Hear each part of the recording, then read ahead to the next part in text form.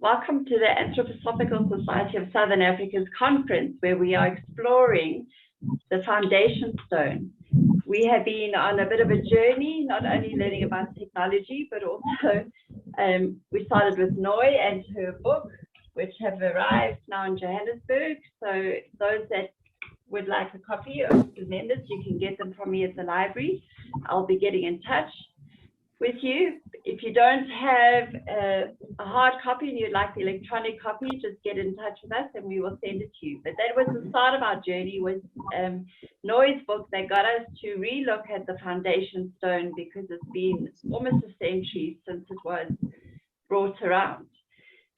We then, in our second session, spoke to Martin and Christiana about the history of the foundation stone, its significance, and the various rhythms that are in the meditation. We now have the pleasure today of welcoming Estelle Bryer to come and talk with us tonight about her experience with the foundation stone. She's going to be sharing about her relationship with Dr. Zeylmans van Emmichoven and the significance of his role in bringing anthroposophy to South Africa, as well as his work that he did with the foundation stone. We're also hoping she'll explore with us the movement in the verse from the eurythmy perspective. So a big welcome to you, Estelle. Thank you so much for joining us tonight. To get the discussion going, we'd love to just hear how you came to anthroposophy. How did you come to it, and specifically to the foundation stone? All right. And I think it might be important to talk about the beginning of anthroposophy in the country, because there are not many people who are my age. In fact, I'm the only one who really can go back that far. And that was, well, I'll tell you about the beginnings of anthroposophy in South Africa, but also to say a little bit about Zeylmans, so that people can realize what an important individuality this is. I mean, it's just phenomenal. And just after Zeylmans died, Chris Vagraf came round to our house and he said, now look, these are Zeylmans' past incarnations. And he said there was Queen Hatshepsut of Egypt and Ptolemaeus and Raymondus Lullus. Now, Queen Hatshepsut was she was the only female pharaoh ever. And I mean, her huge, big, I wouldn't know what you'd call it in Egypt. It's just a phenomena to see. And then when one thinks of Ptolemy, Ptolemy was Alexander the Great's half-brother. And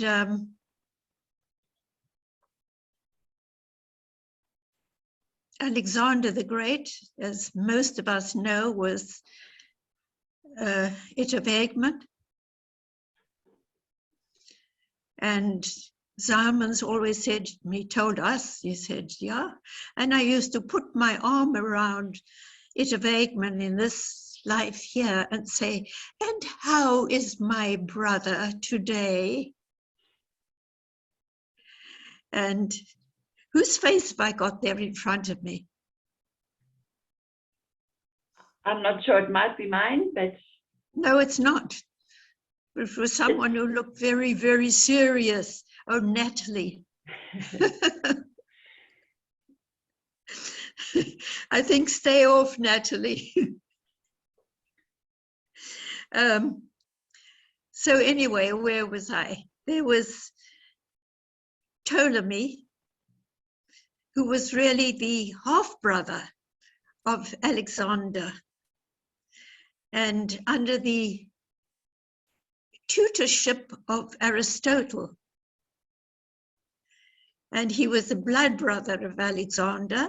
In other words, they shared actually the same father. But to become a blood brother, you sort of cut your finger, make it bleed. Both of you do it, and then you mix the blood together on the fingers, and you become blood brothers. Ptolemy was, the Remus Lulus was also a very, very, very important individuality. I've got it all written down somewhere here. You know, I've been really going into this, and I've got so many different scraps of paper and so many different notes that to go into it it's not the easiest thing.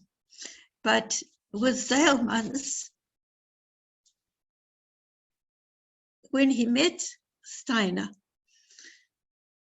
and Steiner said to him,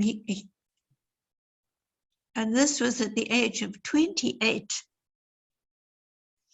Zeylmans said, now you are going to take charge of the whole of the Dutch movement. You will be the general secretary of the Dutch movement. That's from the age of 28. And you will be responsible for everything that happens, both esoterically and exoterically. And so that he undertook until he died here in Cape Town. When he first met Rudolf Steiner, because he was a pupil of his, Aristotle, and when he first met him in this life, Zeylmans went to Dornach, and there he saw Steiner was just going to give a lecture, a medical lecture. And then Steiner got off the stage and walked up the passageway there and came towards him and said, I've been waiting so long for you. Where have you been?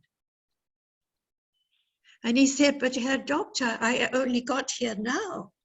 I mean, I couldn't come earlier. And Steiner said, that isn't what I meant.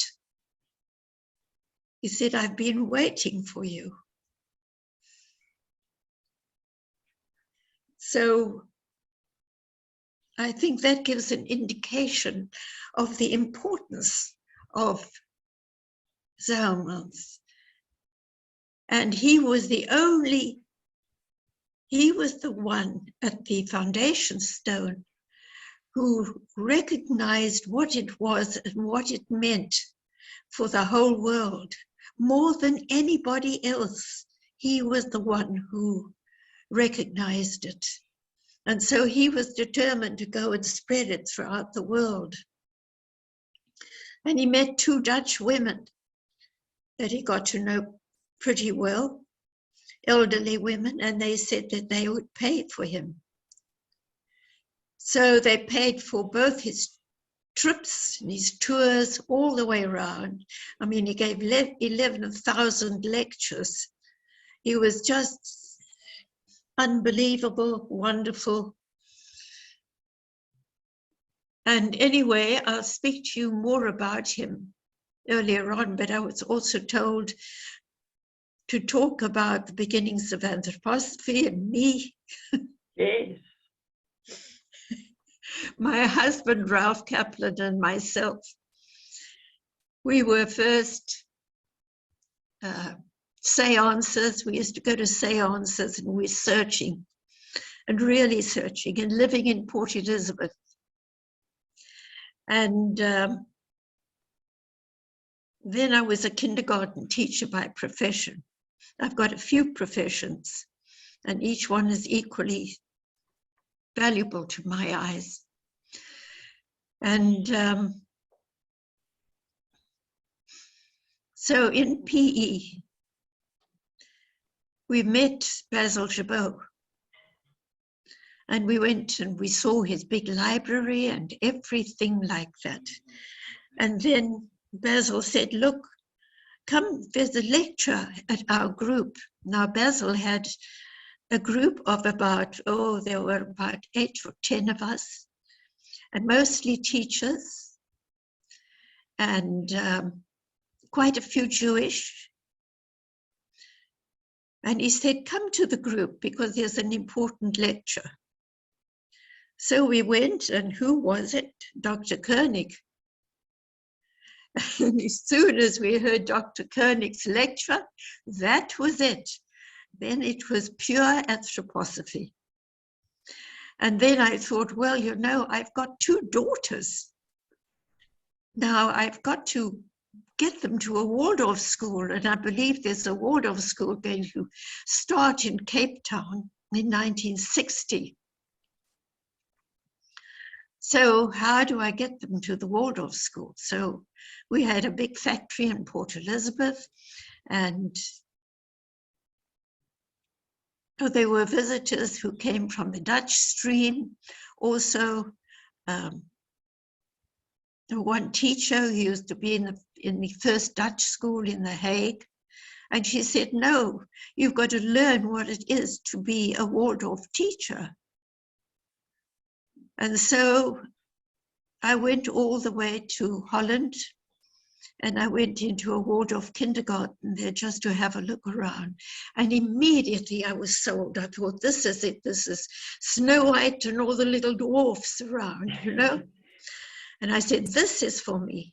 So I came back to PE, and my husband then sold his factory that he had, and we came to Cape Town. And my 2 daughters were the first enrolled in the first Waldorf school, but we arrived in December, and school started in January, and there was no kindergarten teacher. She was pregnant, having morning sickness or God knows what. And so I had to step in January as the first teacher at the first Waldorf school in South Africa. And that was really something. And that was in Rondebosch, in Park Road. And we had a wonderful teaching body in the early days. And then what happened after that? Oh, we had a visiting kindergarten teacher from overseas to come and teach us what it was like really to be a Waldorf kindergarten teacher. And that was for Lida Brownlich and myself. She had a kindergarten in her garage in Pinelands. So then anthroposophy was quite, it was new, of course. There were only 120 members altogether in the country. And we formed the society. That was in 1962, I think, somewhere there. I'm not 100% certain. And oh gosh, now I'm really thinking back. So this time, I think you've given us a good indication of how you came into anthroposophy. So then how did you meet Zeylmans? How did he come to South Africa? Oh, that'll come later. But first of all, just to say that anthroposophy in those days was in Hermanus mainly. All right. At the Camp Hill School. And there was hardly anything else going on anywhere else in the country. And there was Heinz Maurer before he became the first priest, and his wife Lieselotte, and she was also a puppeteer. And she'd done 2 years eurythmy training in Hepsisau in Germany. And that was before Renata and Julian came to South Africa and got married. So it was a long, long, long time ago. Yes. And no, Zeylmans I come to just now. But first of all, I think to get a taste of what anthroposophy really was in the good old days, which was really and truly pioneering. And then Lieselotte used to give us eurythmy classes. There were no eurythmists.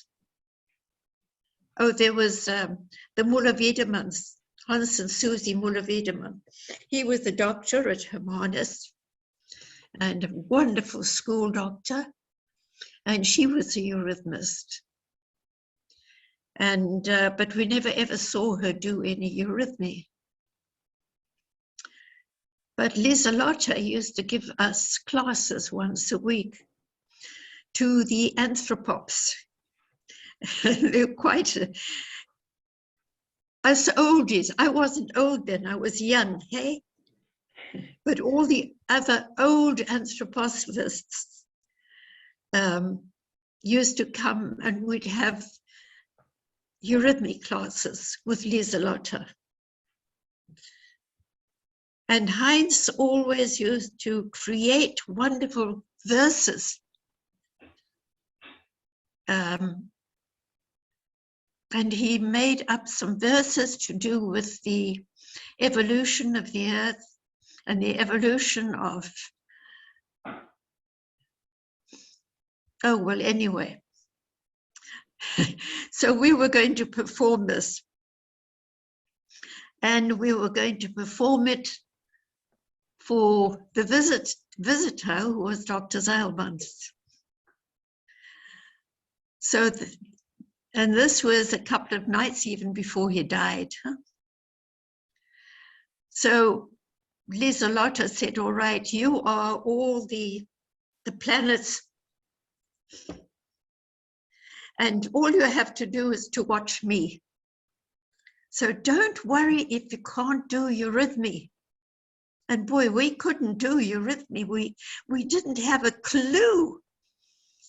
And so we stood there in a semicircle, and we were waving our arms like this, and we thought that was eurythmy, and it was crazy. And then, oh hell, what's happened now? It's okay, you're still there. I am. I don't see a thing. What must I press?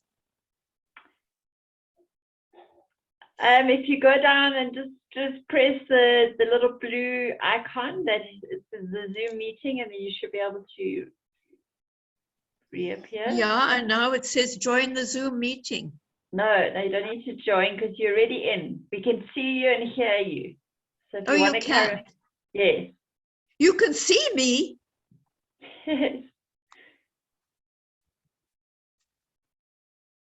And what's this bolt thing? That's something totally different. I'll close that. Yes. So, but how do I get? Well, anyway, can you see me? Yes, we can. Top right-hand corner view. Top right-hand corner. No, it's not a view. I think she's minimized the whole Zoom screen. Oh. So just, Estelle, if you'd like to just carry on, we can hear you. If you can hear me, you're welcome to carry on. All right. Well, I'll try and be as descriptive as I possibly can. So, I mean, there was Heinz Maurer standing on the stage, and we were doing a lot of waving of arms. And before that, Lieselotte said, well, look, all you have to do, I will be the Michael figure in the front. So all you have to do is watch me. But then Lieselotte suffered from migraine. And so all we did was to stand there. She wasn't there that evening. And all we did was just to stand there and wave our arms around like anything. And there was a celebration with Dr. Zeylmans And I'll never forget that. I thought it was the funniest thing going back afterwards. Where I went to him and we were all having a celebration and coffee and God knows what else. And I said, how did you like the eurythmy?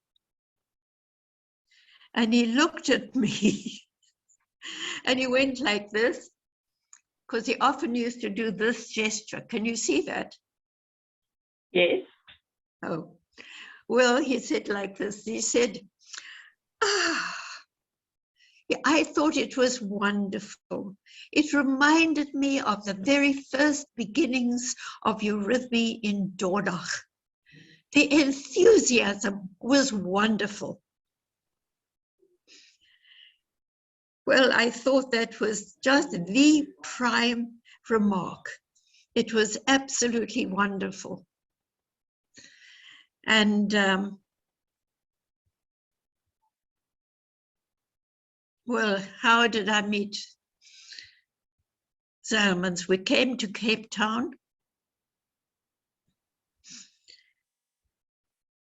And we invited him round to our home. We had a beautiful home then, for dinner. And he arrived, and of course I really went to the limits in making the most gorgeous salads and everything that you could possibly think of. And he came to the table and he looked at the salads, and I mean, they were really stunning. And he said, you know, when one gets older, the digestion isn't quite so good. He said it's so much better just to have sort of steamed and boiled vegetables.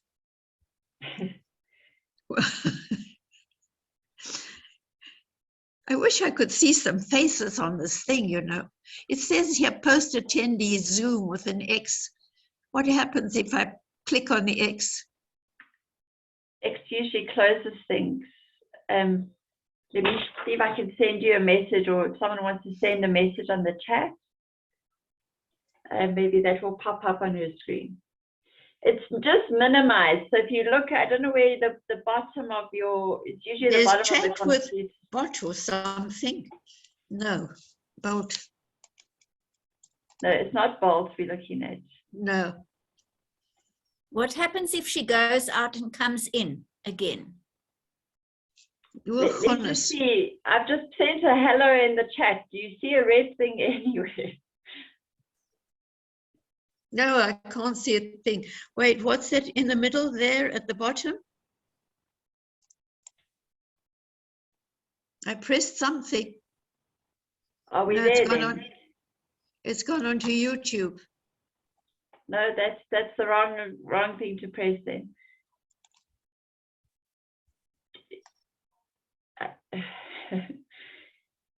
Oh, well, as long as you can still see me, but it's awful talking to a screen that's got no life in it.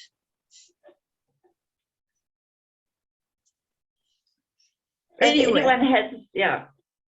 We had a huge library. My husband was very rich in those days. And we had an enormous library.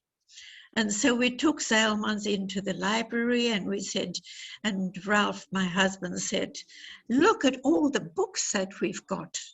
Isn't it wonderful? And Zeylmans looked around and he said, well, he said, you know, I think we'd be much better off with just his books. And I mean, coming to this time of my life, I can only agree. I don't want any more books. There's too many anthroposophical lectures, and if we only had the very basic books, I think we'd be a lot better off than we are now. And then who was it who came down the stairs in my home there at the same time? And he said, I only use one book, and that was, oh Lord, what was his name?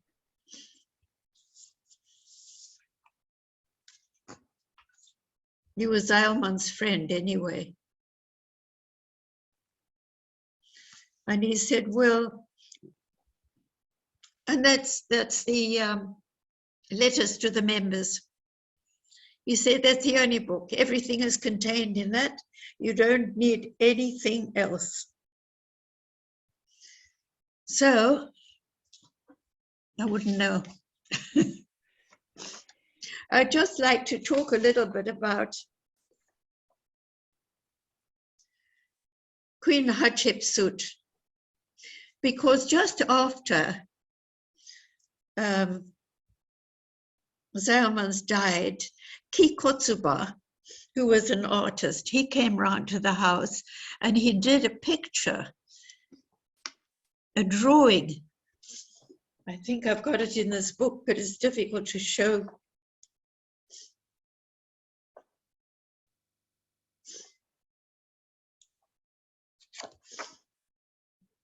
Right at the end.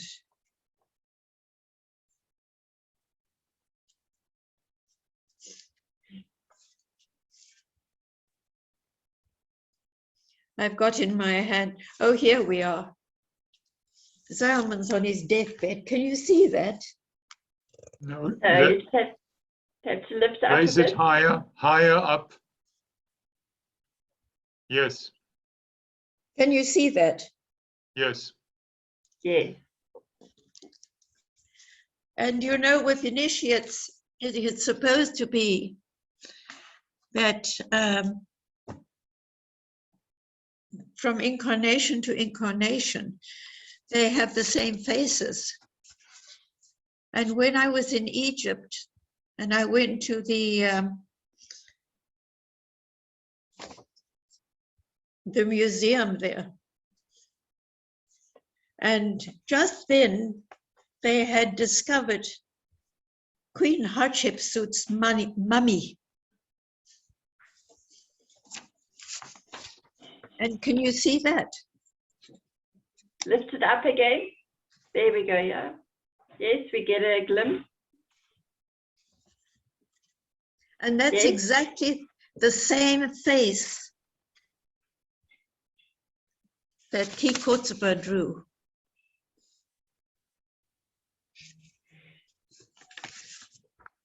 So may I ask, because we're gonna run out of time in a bit. We can always carry on the discussion a bit later, but just to tell us a bit more about his take or his influence on the foundation stone or his work with. So Zeylmans wrote a book. He actually wrote a book called The Foundation Stone. And what did you learn from his book and his journey with the foundation stone? Well, just my journey with him, because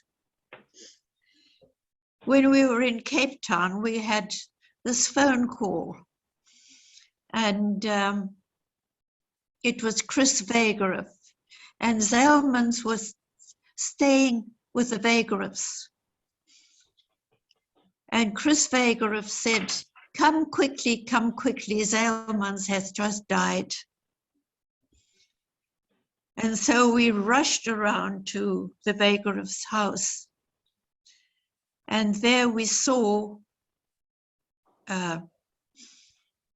you could say, Zeylmans lying on the bed.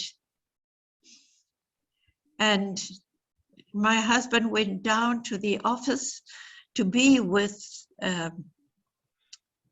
Chris Wegerup, because they had to let them know in Holland that he had just died. And so I was left with Zeylmans' body. And I did my best. He was lying there very, very beautiful with his arms folded like this. And he had everything beautifully placed next to him on the bed. And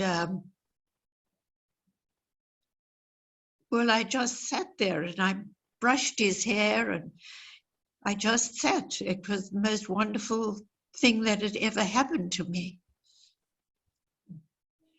And then his son, his best friend was Peter de Haan, who was a publisher. And Peter de Haan and Emanuel Zeylmans flew out quickly from Holland. And at the cremation, you know, there are so many important little bits and pieces that I would love to tell you. But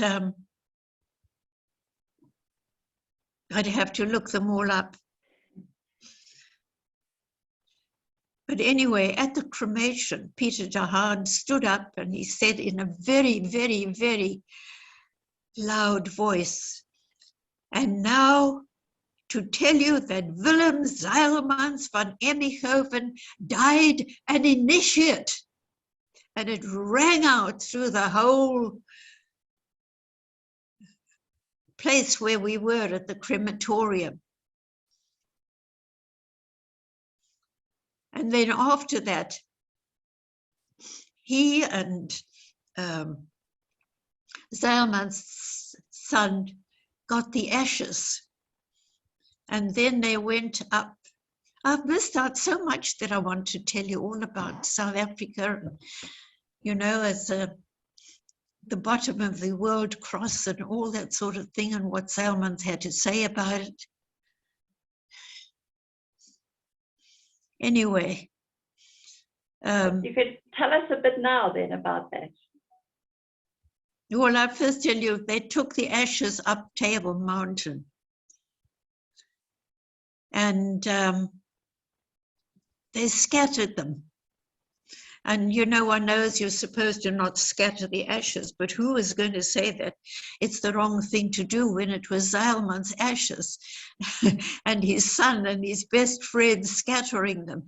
And then I've got lovely descriptions here of it. And how the breeze came up and it just blew the ashes against the mountaintop. And we all know about Table Mountain, how it is so precious, and it is an altar. And I always felt that when his ashes were scattered on the altar, it was the first transformation, you can say, into the new ISIS. And talking about the new ISIS, there's a lot that I also wanted to say about. The night before he died, he got a group of people together. And he said he wanted to speak about the new ISIS, because that was his big thing. And also Johannine evolution in the future. And that South Africa had a very, very important role to play in this. And that night, he said there were only about 6 people at the Biography's house. And he spoke about the new ISIS. And he said he only had German people there because he said he could only speak about that in German and not in English. So now I've got so many notes and God knows what else. And quotations, and Rudolf Steiner quotations that he said. So is there something you can choose that is related to the foundation stone? Because that was what we were trying to explore the most here. And we were really interested to know, it sounded like he felt that foundation stone was a very significant verse. Well, nothing more significant than that. But what he said, and what has always lived with me, is the last line of the foundation stone verse. Yes. Oh gosh, how does it start again? The very last line. Do you want? Well, just the last verse. A light divine? Yeah. Okay. O light divine, O Son of Christ, warm thou our hearts Enlighten thou our heads, that good may become what from our hearts we would found, and from our heads direct.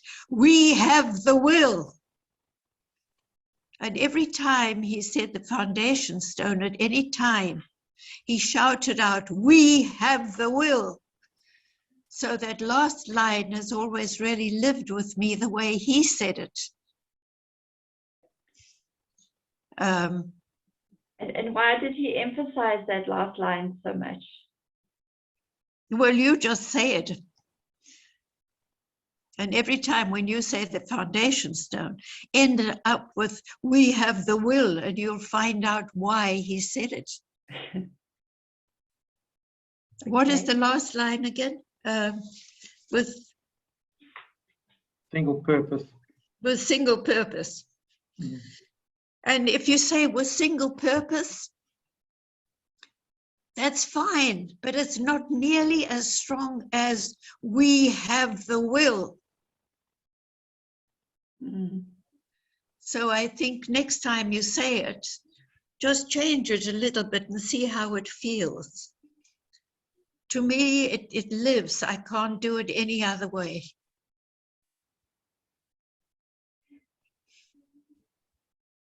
With your background in eurythmy, then is there something you can share about the movement within the foundation stone verse? Well, the thing that I concentrate on most, of course, is what is in his book on the foundation stone about, oh gosh, I don't even have it on the table here. Where it is, you know, with the, no, that's the wrong one. With a pentagram. Yes. And with a pentagram as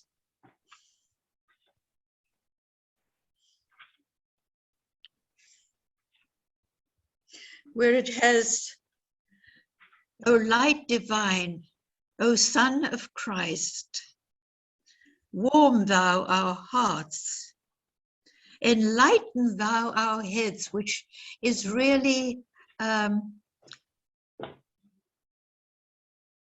that has to do with I'm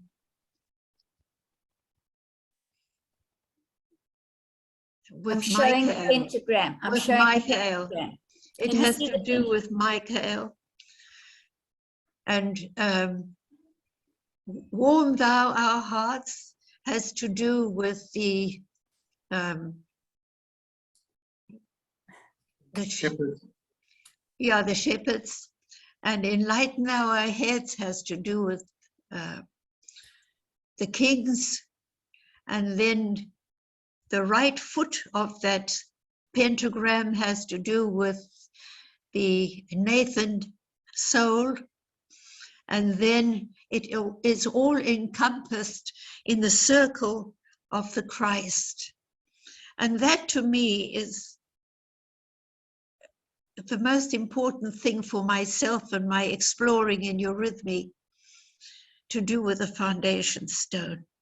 Just to stand there in the pentagram and to feel all these, you know, O light divine, O Son of Christ, and to go from the one point to the other and down to the feet, up to the head.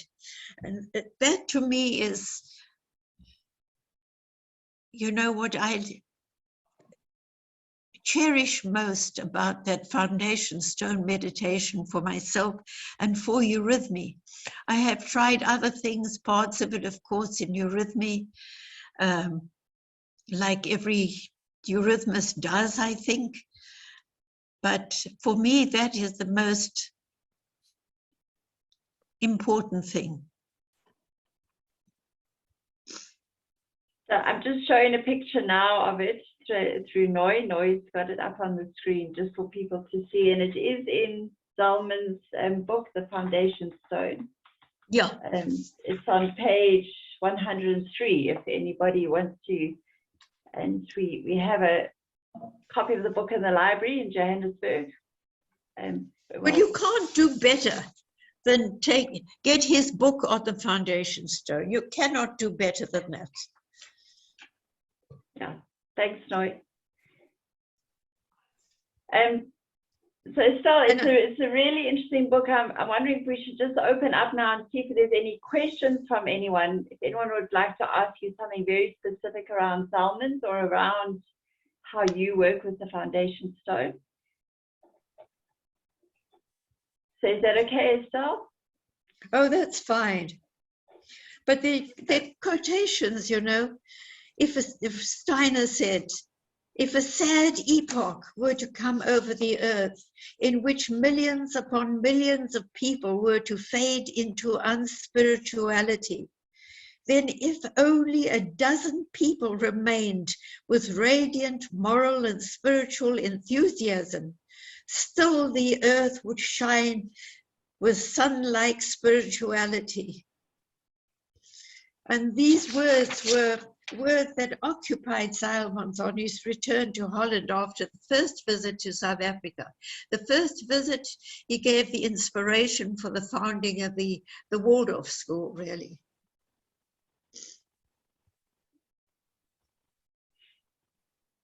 Maybe we could actually put that quotation out for the members during the week so that we've got that, because it's a very profound one. Thank you, Estelle. It's very good. And I mean to go into his previous incarnations as well. Raymundus Lullus, mystic philosopher and preacher against the Arabs in the year 1232. Majorca's greatest son, he saw 5 visions of the crucified one, and he wanted to convince the Jews and Arabs through the logic of Christianity. And he was at the same time as Thomas Aquinas. And here's another thing that would interest you. Zeylmans talking about lecturing. If you wish to be of use to anthroposophy, then as many of you as possible must prepare yourselves to give lectures.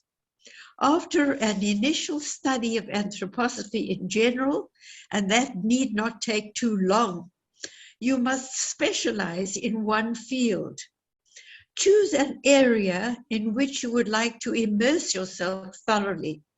Then give yourself a set period, 3 to 6 months, during which you prepare a course of 3, 6, or 10 lectures, just as you like. And then you could give one lecture. It's not sufficient to prepare a single lecture and then give it immediately. Spend some years concentrating on this one field so as to build up some kind of real basis. That's something for you, hey?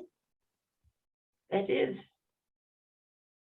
It's a wonderful task, and I think many in the society have taken that on in my getting to know the members.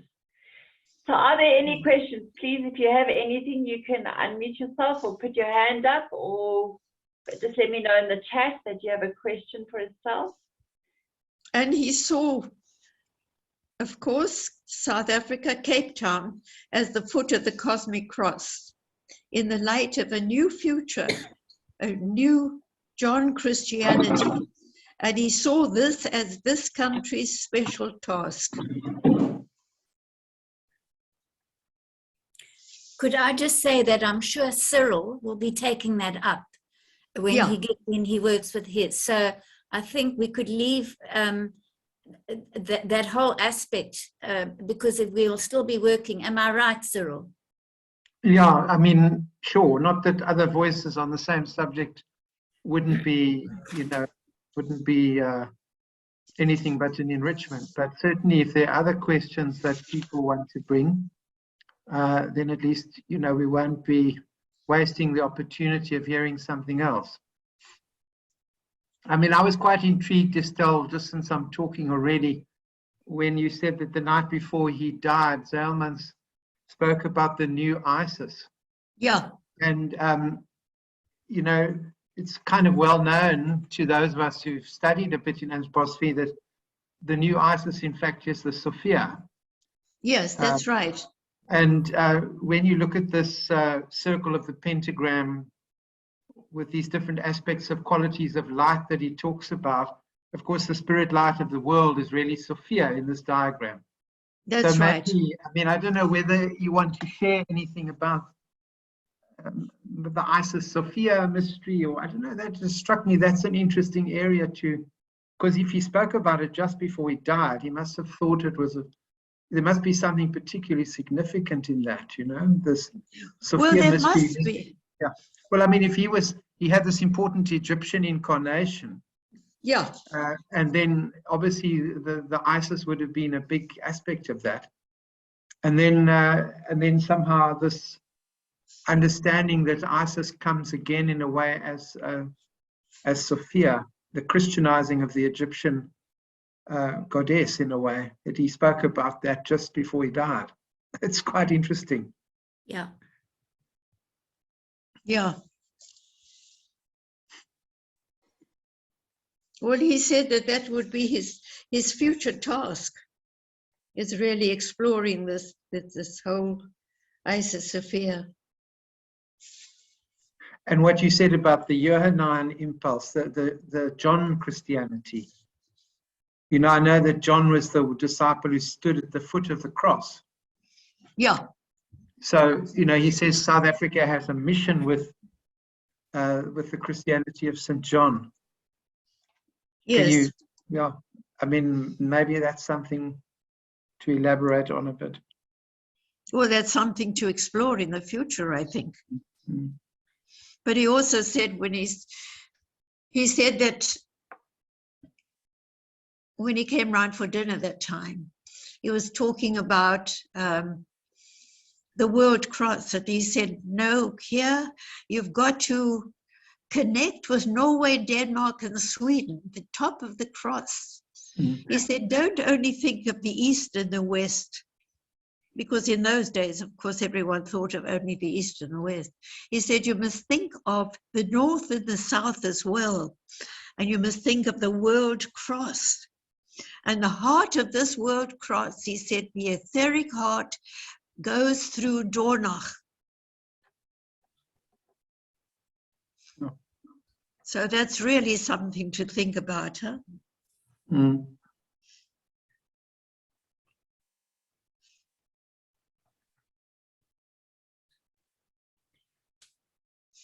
Is there anyone else who has any comments about Zeylmans, about his book, what if you've read it, what it means to you, or what you got from it? Any questions for Estelle?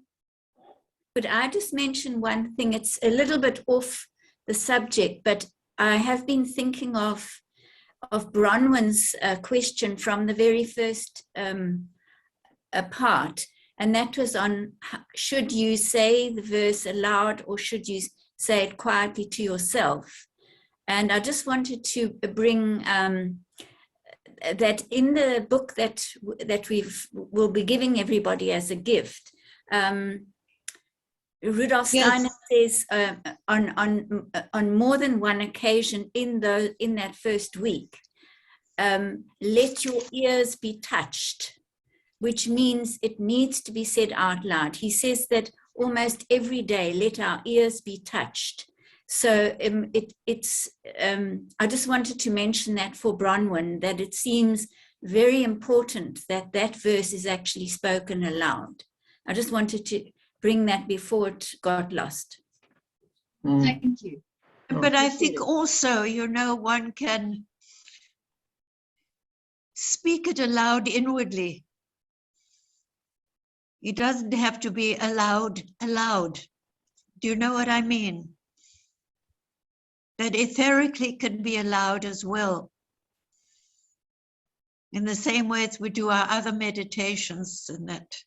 Oh, there was one meditation that Chris Biography gave us of Zeylmans. And that I do every day.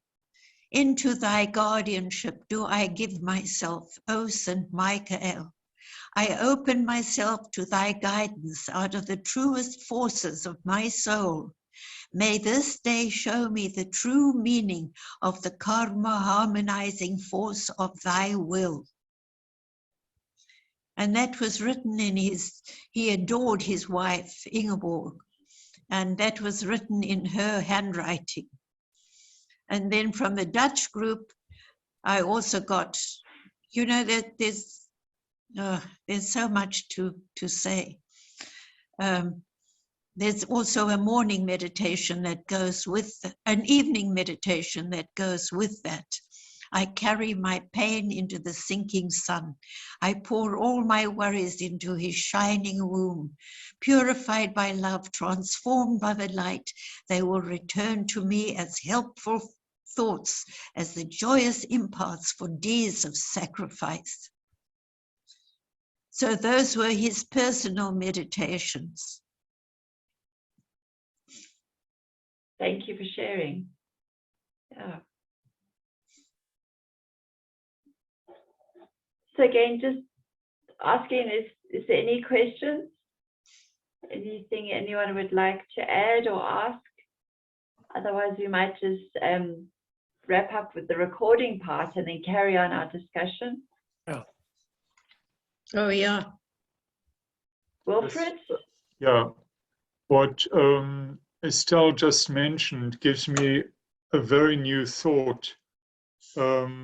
This of him saying, having said that we should look to the far north, namely us being at the foot of the cross, to relate to what lived in the northern mysteries. That's right. And that to me is because I'm very conscious of South Africa, where one of the few countries in the world where two oceans meet. There are very few of them in the world. That we live so much between the East and the West, between the Indian Ocean and the Atlantic Ocean. This is where these two worlds meet. But also now to think of us in relation to the Nordic mysteries, that's a new thought worth thinking about further. So Well, just take. Yeah, if you think of a world cross, yes. And I mean, it is phenomenal here in Cape Town that his ashes should have been strewn on this altar. And there you have, on the one side, you have Ahriman, Devil's Peak. On the other side, you have Lucifer. And behind that, you've got, you know, all the 12 apostles. I mean, it is absolutely phenomenal. Mm. And where else could his ashes be strewn then? Yeah. For me, it was really the turning point, an etheric turning point of the earth into the new phase. May I add one sentence from Sergei Prokofiev to what you just said? When at the end of his visit here in Cape Town in South Africa, he summarized his overall impression was, you've got extraordinary natural beauty, but you need to work towards social beauty. And I think there is something in our task in that as well. That also leads into the future. Yeah, absolutely. And our mixture of races and God knows what else, huh? Yeah. So Estelle, could I ask you just one last question just to end off your segment, and then we are going to stop the recording and carry on speaking. And it's just maybe to ask you, Estelle, what verse or line stands out for you or has very personal significance from the foundation stone? The last verse of the foundation stone. Is that it? Yes. because wherever I go, whatever meeting I have anywhere, I always start off with that last verse.